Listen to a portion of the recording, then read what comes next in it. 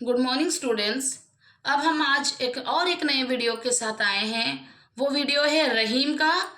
ठीक है, पिछले बार हम लोग तुलसीदास जी का पढ़े थे। ये क्लास 10th का हिंदी बुक का रहीम चैप्टर का क्वेश्चन आंसर अभी आज हम लोग डिस्कस करेंगे। पिछले बार हम लोग तुलसीदास जी का क्वेश्चन आंसर मतलब कवि परिचय उनके दोहे का क्वेश्चन आंसर हम लोग डिस्कस किए थे। आज हम लोग रहीम का क्वेश्चन आंसर मतलब कवि परिचय का क्वेश्चन आंसर, उसके बाद उनके दोहे का, यहाँ भी 3 दोहे हैं, इन 3 दोहा का प्रश्न उत्तर को हम लोग डिस्कस करेंगे। मेरे चैनल का नाम तो आप लोग को पता ही होगा। मेरे चैनल का नाम क्या है बताओ? मेरे चैनल का नाम है रीफा लर्निंग सेंटर। ठीक है, मेरे चैनल का नाम क्या है? रीफा लर्निंग सेंटर। ये मेरा चैनल है। इस चैनल को सब्सक्राइब कर दें जिससे कि आपको इस तरह के बहुत सारे अच्छे अच्छे वीडियो मिल पाएँ, जिससे आप पढ़ के अपने बोर्ड एग्जाम को और भी आसान कर दें। ठीक है, तो आज हम लोग करेंगे रहीम के चैप्टर के बारे में। तो सबसे पहले हम लोग रहीम का कवि परिचय पढ़ेंगे। कवि परिचय पढ़ लेने के बाद मतलब उसके प्रश्न उत्तर को कर लेने के बाद हम लोग रहीम जी के 3 दोहे पढ़ेंगे। तीनों दोहे के जितने भी एमसीक्यू हैं उसे करेंगे। ठीक है, एक्सप्लेनेशन अलग वीडियोस में है। अभी फिलहाल में सिर्फ आप लोग को हेल्प हो पाए इसीलिए ही सारे एक शब्द वाले प्रश्न उत्तर मतलब क्वेश्चन आंसर ही डिस्कस कर रही हूँ, जिससे आप लोग का, क्योंकि आप लोग को बोर्ड एग्जाम को ज्यादा दिन नहीं बचा है। आप लोग को बेहतर पता है अभी अक्टूबर का महीना चल रहा है, नवंबर दिसंबर जनवरी, उसके बाद फरवरी में बोर्ड होगी, हाँ कि नहीं? तो आप लोग को मदद होगी, इसीलिए मैं सारे के सारे इस तरह के क्वेश्चन डिस्कस कर रही हूँ। क्वेश्चन नंबर 1, रहीम का पूरा नाम क्या है? रहीम का पूरा नाम है अब्दुल रहीम खान खाना। रहीम जी का पूरा नाम क्या है? अब्दुल रहीम खान खाना। प्रश्न नंबर 2, रहीम का जन्म कब हुआ? तो रहीम का जन्म सन 1556 में हुआ। प्रश्न नंबर 3, रहीम किसके पुत्र थे? तो उनके पिता का नाम क्या था? ये जो किसके पुत्र थे वहां पे रहीम के पिता का नाम क्या है, ये भी क्वेश्चन आ सकता है। उनके पिता का नाम है बैरम खां। 4 नंबर प्रश्न है, बैरम खां किसके अभिभावक थे? तो बैरम खां अकबर के अभिभावक थे। अकबर को तो सबको ही जानते हैं, मुगल साम्राज्य के राजा थे वो। 5 नंबर प्रश्न है, रहीम का बचपन कहाँ बीता? तो रहीम का बचपन शाही महल में बीता, क्योंकि उनके पिता जो बैरम खां हैं वो वहाँ के अभिभावक थे, तो इसलिए वो अपने बच्चे को, अपने फैमिली को वहीं रखते थे, तो वो शाही महल में ही उनका बचपन बीता। 6 नंबर प्रश्न है, रहीम को कहाँ की सूबेदारी मिली? तो रहीम को गुजरात की सूबेदारी मिली। प्रश्न नंबर 7, रहीम को कौन कौन सी भाषा मतलब रहीम कौन कौन से भाषा के जानकार थे? तो रहीम को बहुत सारे ऐसी भाषा आती थी, जिसमें से एक है अरबी, फारसी, तुर्की, संस्कृत और हिंदी। तो रहीम कौन कौन सी भाषा के जानकार थे? तो रहीम अरबी भाषा, फारसी भाषा, तुर्की, संस्कृत और हिंदी भाषा के जानकार थे। प्रश्न नंबर 8, कौन हिंदी, संस्कृत और भक्ति भावना से प्रभावित थे? याद रखना है, यही क्वेश्चन है, उसी को घुमा घुमा के है। तो कौन हिंदू संस्कृति और भक्ति भावना से प्रभावित थे? तो वो है रहीम। रहीम ही हिंदू संस्कृति से और भक्ति भावना से बहुत ज्यादा प्रभावित थे। मेरे चैनल का नाम तो आप लोगों को पता ही है, रीफा लर्निंग सेंटर। इस चैनल को सब्सक्राइब कर दें जैसे कि इस तरह की बहुत सारे वीडियोस आप लोग को मिल पाए। अब हम लोग डिस्कस करेंगे प्रश्न नंबर 9, किसने दरबार का शाही ठाट देखा? क्योंकि रहीम के पापा वहाँ बैरम खां वहाँ के अभिभावक थे, तो रहीम ने ही वहाँ के शाही ठाट देखे हैं। 10 नंबर प्रश्न है, रहीम ने दरबार का क्या देखा? रहीम ने दरबार का शाही ठाट देखा। 11 नंबर प्रश्न क्या है, रहीम कैसे व्यक्ति थे? रहीम सहृदय, स्वाभिमानी, वीर और दानी व्यक्ति थे। याद रखना है, सहृदय, स्वाभिमानी, वीर और दानी व्यक्ति थे। प्रश्न नंबर 12, किसके लिए रहीम के मन में बड़ा प्रेम था? साधारण मानव के प्रति रहीम के मन में बड़ा प्रेम था। 13 नंबर प्रश्न है, रहीम के दोहों में क्या देखने मिलती है? रहीम के जो दोहे हम लोग पढ़ेंगे या जानते हैं या जानकार हैं, तो वो दोहे में हमें क्या देखने मिलती है? अनुभूति की गहराई क्या देखने मिलती है? ये कवि परिचय में है, ये कवि परिचय ही डिस्कस हो रहा है। तो रहीम के दोहों में अनुभूति की गहराई देखने मिलती है। ठीक है, प्रश्न नंबर 14, रहीम के रचनाओं में क्या क्या पाई जाती है? रहीम के रचनाओं में भक्ति, नीति, वैराग, श्रृंगार जैसी बातें तो रहीम की रचनाओं में क्या क्या पाई जाती है? तो रहीम की रचनाओं में भक्ति, नीति, वैराग्य, श्रृंगार जैसी बातें पाई जाती है। 15 नंबर प्रश्न है, रहीम के काव्य के नाम क्या क्या हैं? तो रहीम जो काव्य लिखे हैं वो काव्य सबके नाम क्या क्या हैं? एक है रत्नावली, दूसरा है रहीम विलास। ये दोनों आपके बुक में ही लिखा गया है। तो ये सारे जितना भी मैं प्रश्न उत्तर पढ़ी हूँ सबके सब आपके बुक में ही हैं। आपके बुक के ही सारे चैप्टर कवि परिचय को एक एक लाइन को देखते हुए सब ये सारे क्वेश्चन मैं बनाई हूँ। तो 15 नंबर क्वेश्चन क्या है? रहीम के मैंने रहीम को काव्य के नाम, रहीम जो काव्य लिखे हैं वो काव्य के क्या क्या नाम है? रत्नावली, रहीम विलास है। ये दोनों आपके बुक में है, रत्नावली और रहीम विलास। ठीक है, ये है कवि परिचय। अब हम लोग दोहे को पढ़ेंगे। ये था कवि परिचय जो कि खत्म हो गया। अब हम लोग दोहे को स्टार्ट करेंगे। दोहा नंबर 1। दोहा नंबर 1 क्या है? तरुवर फल नहीं खाते, सरवर पिए न पान, कहीं नहीं पर काज हित, संपत्ति संचय सुजान। तो इसी के बारे में हम लोग पढ़ेंगे। तो 1 नंबर दोहा है क्या? तरुवर फल नहीं खाते, सरवर पिया न पान, कहीं रहीम पर काज हित, संपत्ति संचय सुजान।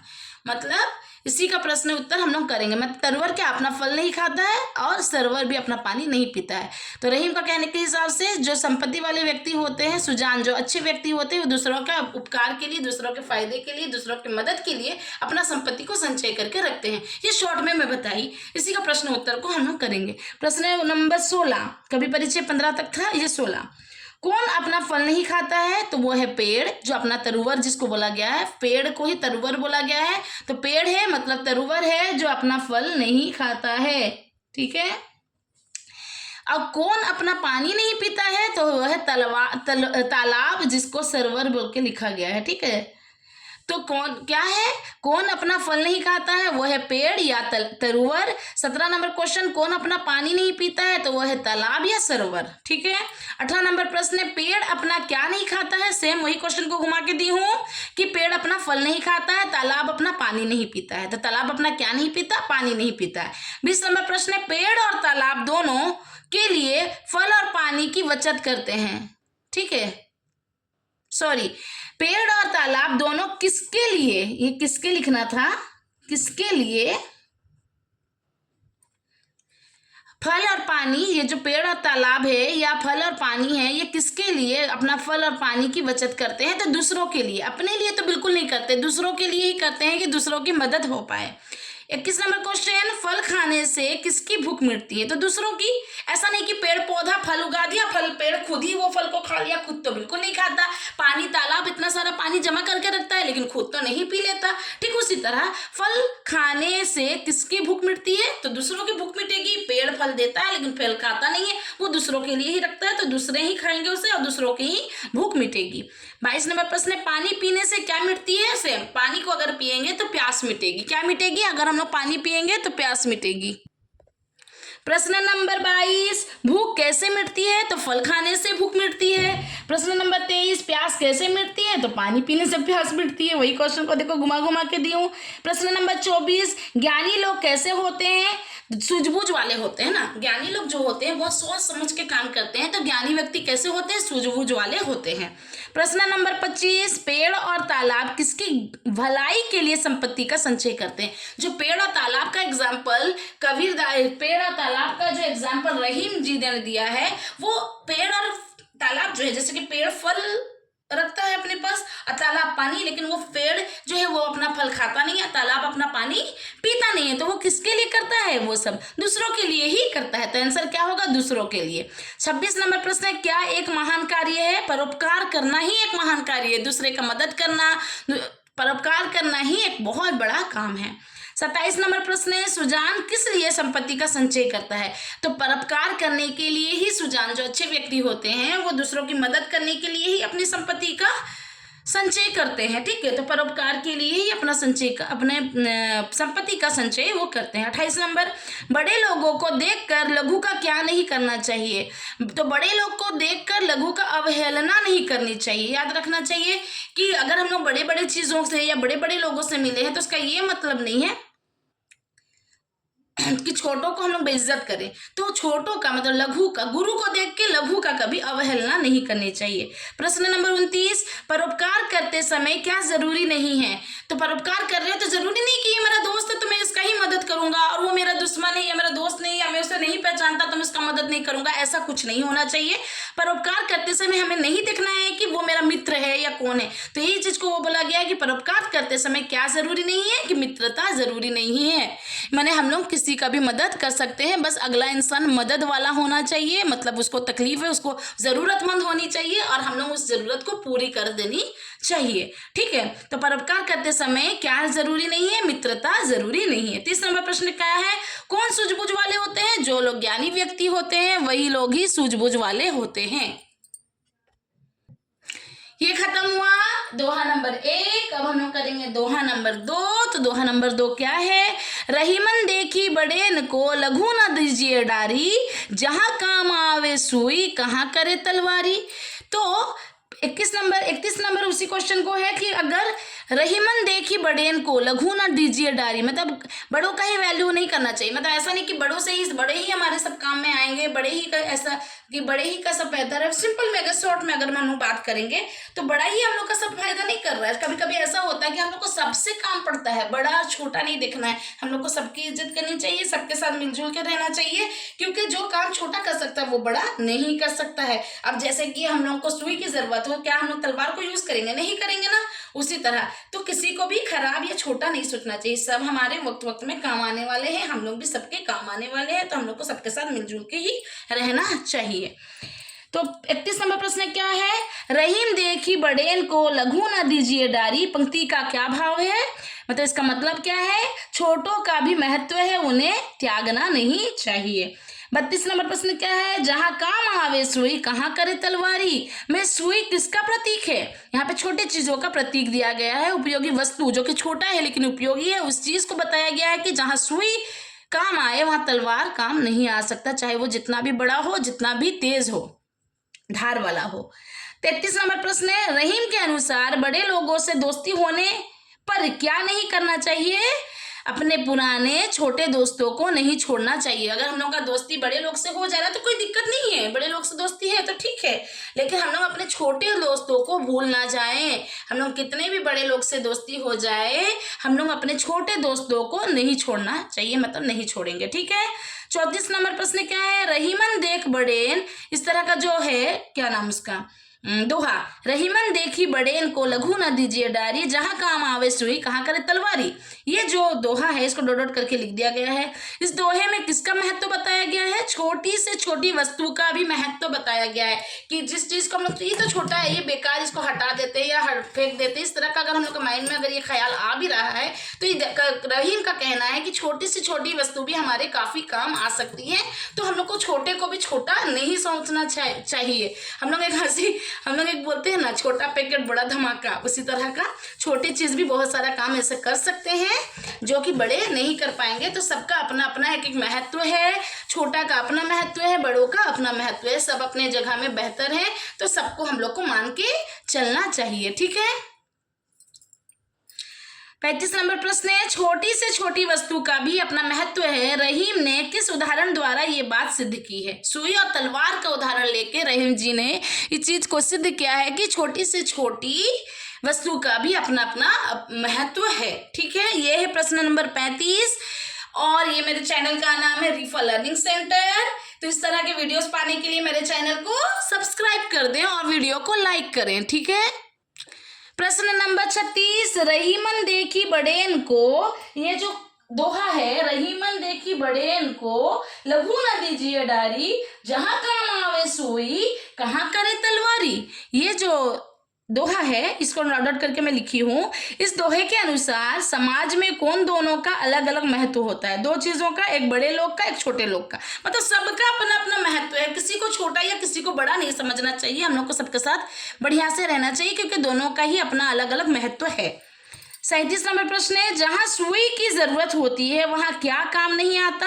तो याद रखना, जहां सुई की जरूरत है वहां तलवार लेके भी खड़े हो जाओ, कह रही है तो बहुत बड़ा है, बहुत बढ़िया है, तब भी वो काम नहीं आएगा। अब हम लोग को कपड़ा सिलाई करना है तो क्या मैं तलवार लेके जाऊंगी? नहीं ना, सुई का काम सुई ही कर सकता है, तलवार नहीं कर सकता, याद रखना। तो छोटे हो या बड़े, जिसका जो काम है वही कर सकता है। ऐसा नहीं कि बड़ा ज्यादा बड़ा सोचे खुद को और सोचे कि मैं ही सब कुछ हूं और छोटे का वैल्यू ना रखे, वैसा नहीं। 38 नंबर प्रश्न है, रहीमन देखी बड़ेन को जो दोहा है, इस दोहे के अनुसार किसकी आदर करनी चाहिए? अभी हम लोग पढ़े, बड़े या छोटे वस्तु या लोगों की हमें आदर करनी चाहिए, चाहे वो वस्तु हो चाहे वो लोग है, बड़े हो या छोटा हो, हमें सबकी आदर करनी चाहिए। ये दोहा नंबर 2 खत्म हुआ। अब हम लोग करेंगे दोहा नंबर 3। ठीक है, दोहा नंबर 3 का प्रश्न उत्तर देखने से पहले मेरे चैनल को सब्सक्राइब कर दें, जैसे कि इस तरह के बहुत सारे अच्छे वीडियोस आप लोग को मिल पाए। मैं आप लोग के हिंदी बुक, जो क्लास 10 का हिंदी बुक है, उसी चीज को फॉलो करते हुए, हर एक लाइन को कवर करते हुए मैं प्रश्न उत्तर बनाई हूँ, जो कि इस वीडियो को देख के आप लोग को बहुत ज्यादा हेल्प होगी। या सारे प्रश्न उत्तर अगर आप लोग अच्छे से पढ़ लिए हैं तो आप लोग का ऑब्जेक्टिव में 1 मार्क भी कोई काट नहीं सकता, तो बोर्ड में आप लोग का फुल मार्क्स आएगा। ठीक है, और कोई सब्जेक्ट को इजी और डिफिकल्ट समझने की जरूरत नहीं है, सब सब्जेक्ट में मेहनत करना है, तो इस सब्जेक्ट में भी मेहनत करना है और करोगे तो अच्छे मार्क्स आएंगे, तो आप लोग का ही परसेंटेज बहुत ज्यादा बढ़ेगा और आप लोग की दिमाग भी बढ़ेगी, बहुत सारी चीजों को जान पाओगे, दुनियादारी भी इसी सब्जेक्ट सबको पढ़ के ही सीख पाओगे, नीति शिक्षा भी जानना जरूरी है। ठीक है, रहीमन पर उपकार के करत न यारी बीच मांस दिए सीवी भूप ने दीही हाट दधीची। यहाँ पे बताया गया है 2 चीज के बारे में, एक राजा के बारे में और एक ऋषि के बारे में ना।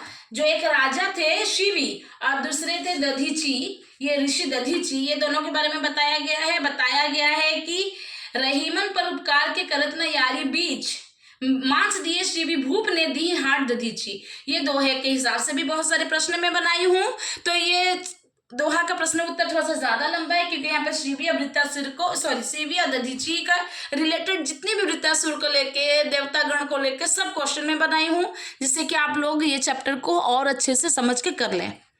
प्रश्न नंबर 39, शिवी भूप ने क्या दान दिया था? मांस का दान दिया था। उसी क्वेश्चन को देखना, बहुत तरह से बनाई हूँ। प्रश्न नंबर 40, किसने अपनी हड्डियों का दान दिया था? कौन दिए थे? दधीची ऋषि ने, ऋषि दधीची ने अपने हड्डियों का दान दिया था। 41, दधीची ऋषि ने क्या दान दिया था? वही हड्डियों का। देखो वही क्वेश्चन है, थोड़ा सा घुमा के। 42, दधीची के हड्डियों से क्या बनाया गया? वज्र। दधीची का हड्डियों से क्या बनाया गया? वज्र बनाया गया। क्वेश्चन नंबर 43, देवताओं का शत्रु कौन था? वृत्तासुर। याद रखना, ये सारे हमारे दोहे में है, उनका डिटेल भी दिया गया है। दधीची और शिवी का तुम्हारे बुक में बड़ा डिटेल दिया गया है, उसी से मैं क्वेश्चन बनाई हूँ।